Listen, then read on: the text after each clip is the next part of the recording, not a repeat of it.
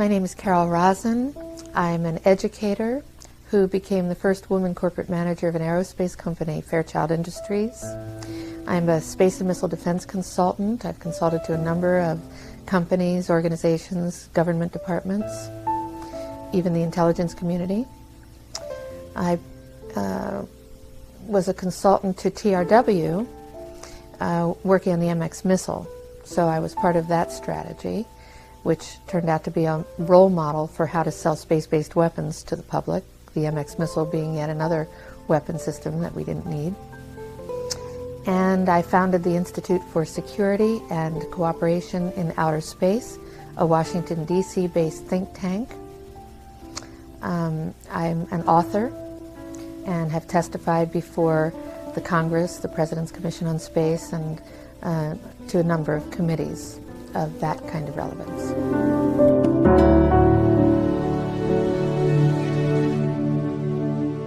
When I was a corporate manager of Fairchild Industries in 1974 through 77, I met the late Dr. Wernher Vonbraun in early 74.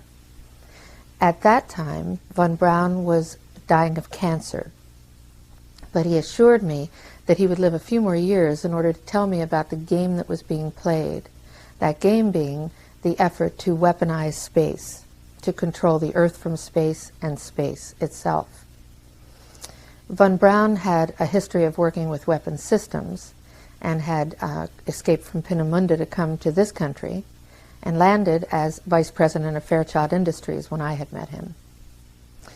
Vonbraun's purpose in life during the last years of his life, his dying years, was to educate the public and decision makers about why space-based weapons are a dumb, dangerous, destabilizing, too costly, unnecessary, unworkable, undesirable idea, and about the alternatives that are available. And as practically a deathbed speech, he educated me about those concepts and who the players were in this game, and gave me the responsibility, since he was dying, of continuing this effort to prevent the weaponization of outer space. He invited me to come up on the platform with him, and actually he's holding on to me in this picture. I'm trying to get off of the platform, and he's holding on to this, trying to make me laugh. He's telling me jokes. When Wernher Vonbraun was dying of cancer, he asked me to be his spokesperson, to appear on occasions when he was too ill to speak. And I did. And what he asked me to do was to educate decision makers and the public about why we shouldn't be putting weapons in space, why they're a dangerous, destabilizing, too costly, unnecessary, untestable, unworkable idea, and what the alternatives are, how we could be building a cooperative space system. What was most interesting to me was a repetitive sentence that he said to me over and over again during the approximately 4 years that I had the opportunity of working with him, and that was the strategy that was being used to educate the public and decision makers, and the scare tactics, the spin that was being put on a weapon system. And that was how we identify an enemy. The enemy, at first he said, the enemy against whom we're going to build a space-based weapon system that he thought was a ridiculous idea, unnecessary and very dangerous, not to mention too costly, etc. The strategy that Wernher Vonbraun taught me was that first the Russians are going to be considered to be the enemy. In fact, when I met him in '74, they were the enemy, the identified enemy. We were told that they had killer satellites. We were told that they were coming to get us and control us, the dirty commies, that whole story. First, the Russians were the enemy against whom we're going to build space-based weapons. Then terrorists would be identified, and that was soon to follow. We heard a lot about terrorism. Then we were going to identify third world country crazies. We now call them nations of concern. But he said that would be the third enemy against whom we would be needing to build space-based weapons. And the next enemy was asteroids. Now at this point, he kind of chuckled the first time he said it. Asteroids, against asteroids we're going to build space-based weapons. So it was funny then. And the funniest one of all was against what he called aliens, extraterrestrials. That would be the final card. And over and over and over, during the 4 years that I knew him and was giving his speeches for him, he would bring up that last card. And remember, Carol, the last card is the alien card. We're going to have to build space-based weapons against aliens. And all of it, he said, is a lie. A lie. I think I was too naive to know at that time the seriousness of the nature of the spin that was being put on the system. And now the pieces are starting to fall into place. We're building a space-based weapon system based on a premise that is a lie, a spin. And Wernher Vonbraun was trying to hint that to me back in the early 70s and right up until the moment when he died in 1977. What he told me is that there's an accelerated effort in place. He didn't mention a timeline, but he said that it was going to be speeding up faster than anybody could possibly imagine. That the effort to put weapons in space was not only based on a lie, but would accelerate past the point of people even understanding it until it was already up there and too late.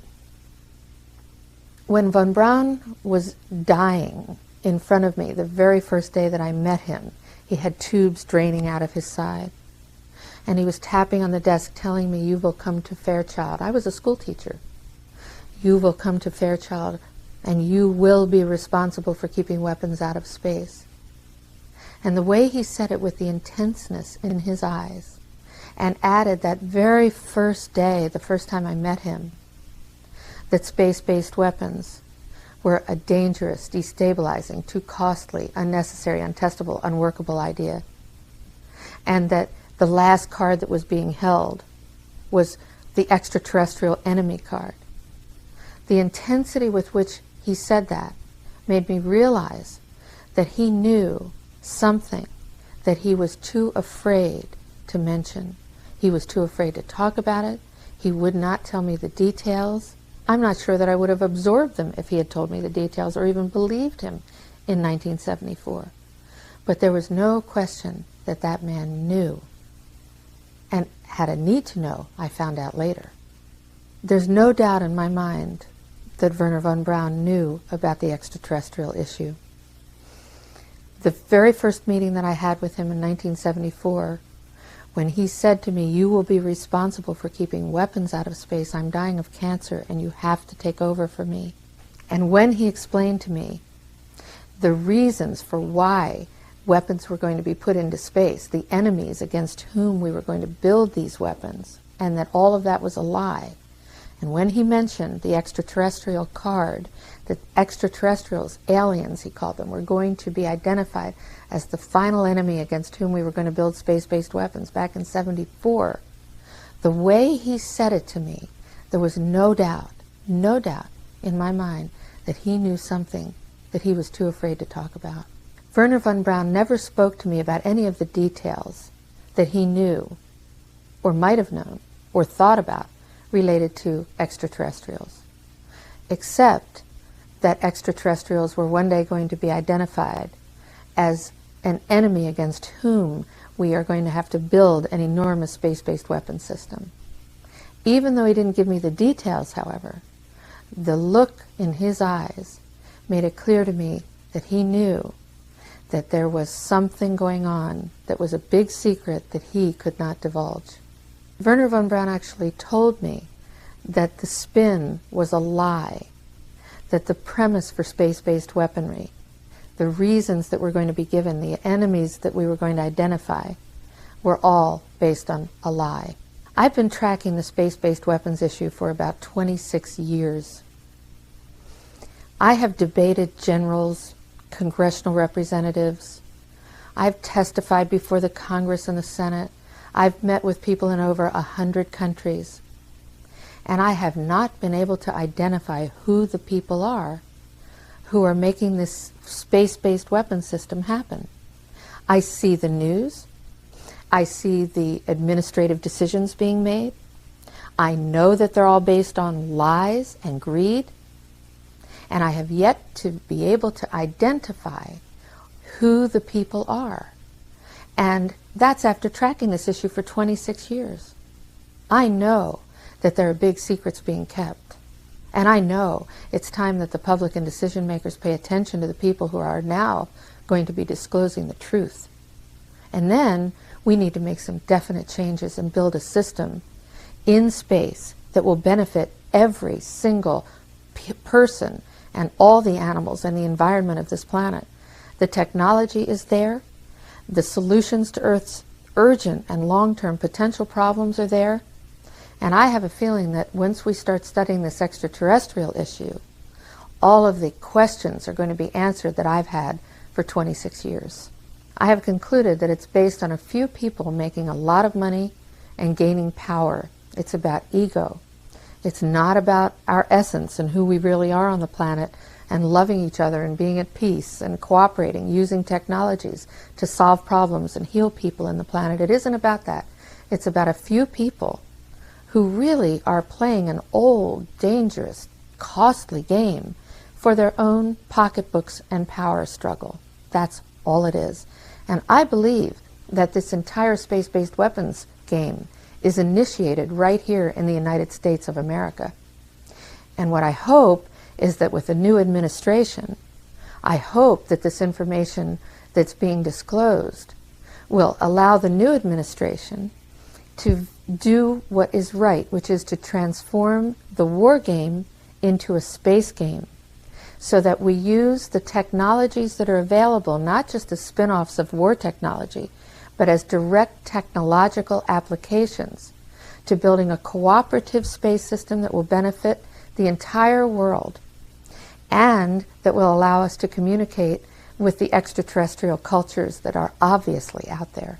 I helped to start the movement to prevent the weaponization of outer space. I founded the Institute for Security and Cooperation in Outer Space in Washington, D.C., which was a think tank with an action component.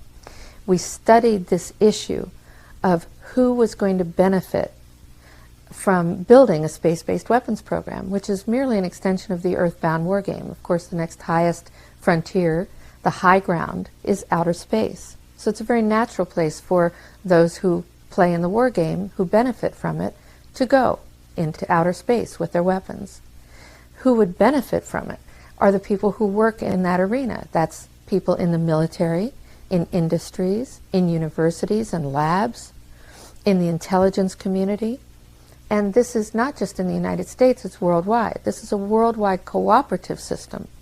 Wars are cooperative, just as peace will be when it breaks out. But right now, there are a lot of people benefiting. This is what our economy has been based on in this country and spreading around the world. War. And people suffer as a result. It's not fair. It never has been. People have screamed for, let's build out of swords, let's make plowshares, let's have peace and hold hands around the world, but it hasn't worked because too many people are benefiting. Not only are they benefiting financially, but from what my experience is, there are people who actually believe that Armageddon should happen, so we have to have these wars. So it's going from the pocketbook to the religious right. Some people who actually believe that we have to have wars for these religious reasons. And there are people who just love war. I have met warriors who love to go to war. And then there are the good people, the soldiers, who just take orders. And they have to feed their children and send them to college, so they want to keep their jobs. People in laboratories have told me they don't want to work on these technologies for war, but if they don't, they won't get a paycheck. Who's going to pay them? And what I see is that there are not only dual uses for these technologies, but there are many uses for the same technologies. And once people start to learn, as we learned about the bomb, they start to learn about what's in outer space, this place above all of our heads, this common place above all of our heads in which we can travel, we can build space hospitals, schools, hotels, laboratories, farms, industries. It may sound far out, but if we don't do that, we're going to build battle stations and weapons pointed down all of our throats and into space. And apparently we've been doing some of that already. So we have a choice now that can be made. We can all benefit all the people in the military-industrial complex, in the intelligence community, in universities and labs, in the United States and all over the world, we can benefit. We can just transform that industry so easily with just a decision based on our highest consciousness, on our spirituality, and on the fact that we have no choice unless we all want to die, and we don't. Not yet, anyway. So now we can all benefit financially, spiritually, socially, psychologically, and it's technologically and politically feasible to transform this game now, and everybody will benefit. In 1977, I was at a meeting in Fairchild Industries in a conference room called the War Room. And in that room were a lot of charts on the walls with enemies, identified enemies, names that people had never heard of, names like Saddam Hussein and Gaddafi. But we were talking then about terrorists, the potential terrorists. No one had ever talked about this before, but this was the next stage after the Russians against whom we were going to build space-based weapons, these terrorists. And I stood up in this meeting and I said, excuse me, why are we talking about these potential enemies against whom we're going to build space-based weapons if in fact we know that they are not the enemy at this time? And they continued the conversation about how they were going to antagonize these enemies, and that at some point there was going to be a war in the Gulf, a Gulf War. Now this is 1977. This is 1977. And they were talking about creating a war in the Gulf region when there was $25 billion in the space-based weapons program that yet had not been identified. It wasn't called the Strategic Defense Initiative, at least, until 1983.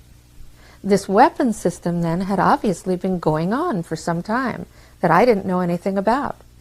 So I stood up in this meeting in 1977 and it said, I'd like to know why we're talking about space-based weapons against these enemies. I'd like to know more about this. Would somebody tell me what this is about? Nobody answered. They went on with this meeting as though I hadn't said anything. And suddenly I heard myself stand up in the room and say, if nobody can tell me why you were planning a war in the Gulf when there's a certain amount of money in a budget so that you can create the next set of weapon systems that will be the beginning of the sell to the public about why we need space-based weapons, consider this my resignation, and you will hear from me again. And nobody said a word, because they were planning a war in the Gulf, and it happened exactly as they planned it, on time. If anyone had any doubt at all about how far advanced the research and development program, the largest R&D program in recorded history, is today, these books are proof. This is the National Missile Defense Deployment Environmental Impact Statement, but it comes in 4 huge volumes, and they're being sent all over the country, maybe even to different parts of the world, to our allies. There were lists on the wall of identified enemies against whom we were going to build space-based weapons. They were also talking about the plans to create the Gulf War, and that's when the Gulf War was first being planned, back in 1977. Who was at this meeting? The room was filled with people in the revolving door game. There were people that I had seen once in a military uniform and other times in a gray suit and an industry outfit. These people play a revolving door game. They work as consultants, industry people, and or military and intelligence people. They work in the industries, and they revolve themselves through these doors and right into government positions. I stood up in this meeting and asked if I was hearing correctly that when there was $25 billion expended in the space-based weapons budget, the research and development budget, that there was going to be a war in the Gulf, stimulated, created, so that they could then sell the next phase of weapons to the public and the decision makers. That this war was going to be created so that they could dump the old weapons and create a whole new set of weapons. I had to resign from that position. I could no longer work in that industry. And in that room were the revolving door people. They were people whom I had seen in military uniforms, in their gray pinstripe business suits, the same people. I see them then getting jobs in the government. They're affiliated with the intelligence community and or universities. This is the military-industrial complex, and they are in revolving door jobs. In about 1990, I was sitting in my living room looking at now the money that had been spent on space-based weapons research and development programs. And I realized that it had come to that number, about $25 billion. And I said to my husband, I am now going to stop everything. I'm going to stop and sit and watch CNN television, and I'm going to wait for the war to happen. And my husband said, well, you've finally gone over the lid, you have flipped out. Friends said, you have really gone too far this time. There is not going to be a war in the Gulf. Nobody's talking about a war in the Gulf. And I said, there's going to be a war in the Gulf. I'm going to sit here and wait for the war in the Gulf. And it happened, right on schedule. As part of the war game in the Gulf, of course, we were told, we the public, that the United States was successfully shooting down Russian Scud missiles. And we were rationalizing new budgets based on that success. In fact, we found out later, after the budgets were approved for the next phase of weapons, that it was a lie. We did not have the technology. We did not have successful shoot-downs the way we were told. It was all a lie, just to get money, more money, put in the budgets to make more weapons. I was one of the first people to go independently to Russia when I heard that they had killer satellites. And when I went to Russia in the early 70s, I found out they didn't have killer satellites. It was a lie. And in fact, the Russian leaders and people wanted peace.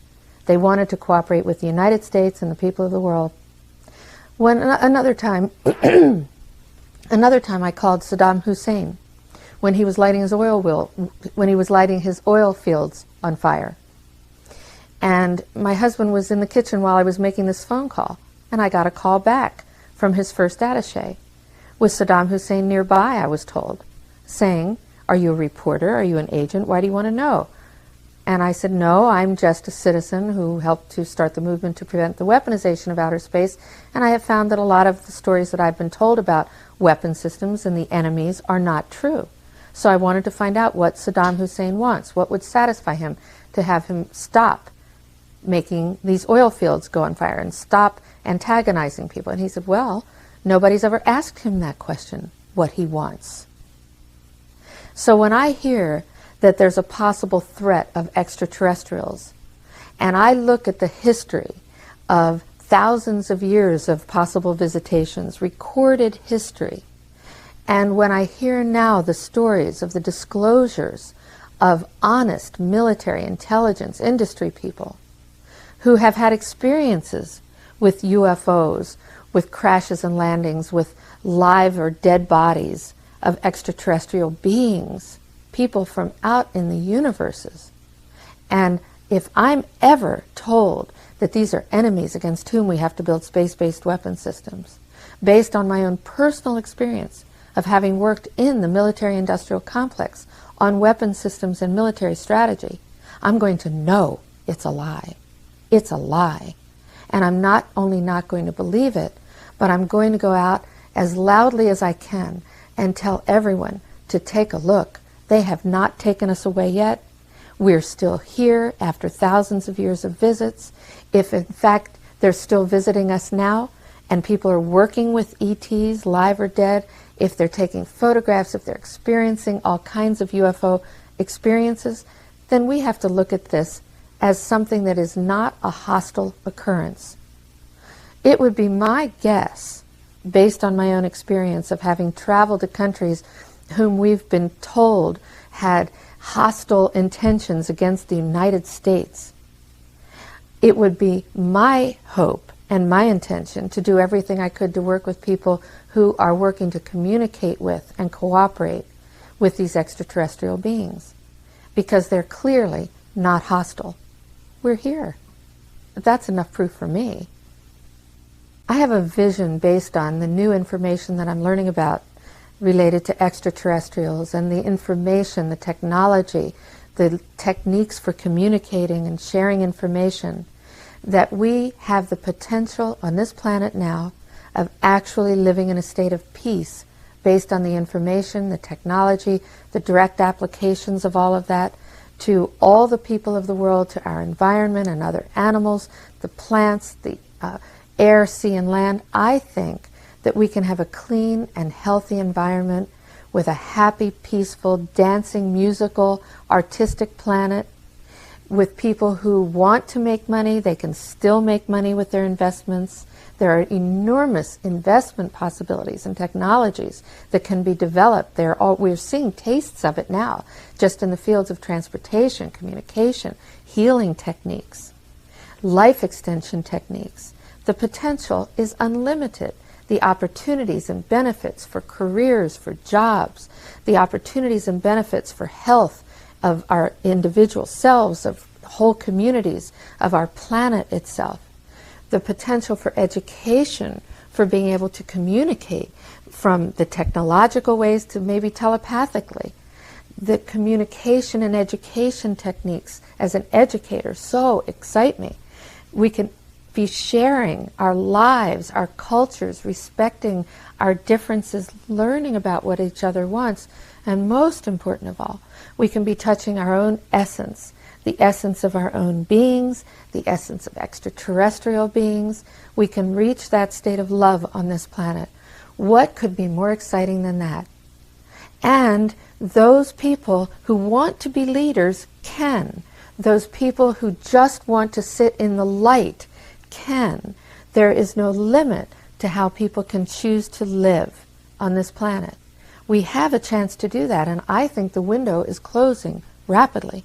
I don't think we have much time in which to make that decision. We're too close in too many ways to either dying our physical bodies, to having some horrible disaster happen, to having some sort of war take place, whether it's from a high technology or an exotic weapon system, or a bacterial or viral, a biological or chemical warfare, a suitcase bomb, an atomic bomb. I mean, what are we talking about when we have the capability of communicating worldwide? I see that as a vision that's a reality. There's no question that we can have that right now, but it takes a leader. And from what I hear from talking with soldiers, industry people, university people, with the people around the world, is that it has to start with the United States president, and that's whom we all have to reach. If you're international, if you're around the world, if you're in the United States of America, whether you're from any party or any belief system or any religion, the United States Commander-in-Chief, the President of the United States, is the person that needs to be reached. And we need to say that we want an ultimate, comprehensive, verifiable ban on all space-based weapons, including exotic weapons that we have yet to dream about. Wernher Vonbraun gave me the assignment of preventing the weaponization of outer space from happening. But what he said to me over and over again was that his real concern, his greatest concern, was about psychotronic weapons. Did he discuss what those were? No. He didn't discuss what they were, but he repeated over and over to me that this was the real concern. This is what we should really be concerned about. But he would add, the public, however, won't understand that yet. So let's just call for the ban on space-based weapons. That can be understood, it can be measured, it can be done. And once you have a ban on space-based weapons, you've put a lid on the arms race. People have become aware, they've become connected consciously, and they will begin to understand that there are alternatives. But his real concern, the biggest concern he had, was about the psychotronic weapons. Those are mind-controlled weapons, mind-controlled people or technology. Very dangerous weapons. The first big speech that I gave for Wernher Vonbraun was in July of 1974. It was soon after I had met him, just a few months after I had met him. He gave me the assignment of speaking in Chicago at McCormick Hall to 18,000 people. The only other speech I had ever given was in a PTA meeting, and I had rehearsed that speech in the mirror the night before about mustard being squirted in the cafeteria by the children. I was so nervous. Now I was going to appear before 18,000 people. Nervous takes on a new meaning. What he said to me was, however, I'm going to send you 5 books in a taxi cab, take these pink index cards and take some notes, and you will introduce a live satellite demonstration, the Fiji Islands, some other countries, and you will tell about this live satellite demonstration. I had no idea what he was talking about. And he said, but that's not a worry either. Don't worry, you don't have to really read all of these books because I'm going to transmit the speech to you. And I said, how are you going to transmit the speech to me? You're going into the hospital. And he said, I'm going to transmit it as though you're talking on the telephone. Well, I memorized the best I could these little pink index cards, and I got up on the stage. There were 18,000 people in front of me. There was a podium with my picture on it. I had to put my hand over the screen. I had no idea what I was going to say because I couldn't see the pink index cards because I was perspiring and it was dripping down my face. When suddenly I heard in my left ear Wernher Vonbraun talking to me like he was talking on the telephone. And he transmitted this speech to me, the entire speech, for 35 minutes in my left ear. I heard myself then talking about KU band and C band, and I was just repeating what he was saying. But he was in a hospital bed on the East Coast, and I was in Chicago with nothing, no technology in my ear, standing in front of 18,000 people, listening to him transmit the speech. It was amazing. Did he ever relate to you how that was effective? No, he laughed when I asked him. He thought it was funny. I sent it with my autograph to him. I thought that was funny, that I would sign my autograph to him. But he sent it back now with his, and he says, to Carol Sue, this time it was my turn, Wernher Vonbraun. When Wernher Vonbraun transmitted into my left ear this entire speech from the East Coast to Chicago, it became very obvious to me that we humans have absolutely no idea except what we're told by people who are making money on the next levels and phases of technological developments that we are purchasing as consumers what is possible. We have barely touched the tip of the iceberg of what the mind is capable of creating. And we create all of these technologies, including our own attitudes, our own philosophies in life, our ways of behaving and relating to people, our choices that our minds, our egos create. That became very clear to me as I started actually integrating the fact that he had transmitted the speech to me and it was real. And I didn't go public about that for years because I knew that people would not believe me. They would think that this was completely insane. But in fact, it happened. It was real.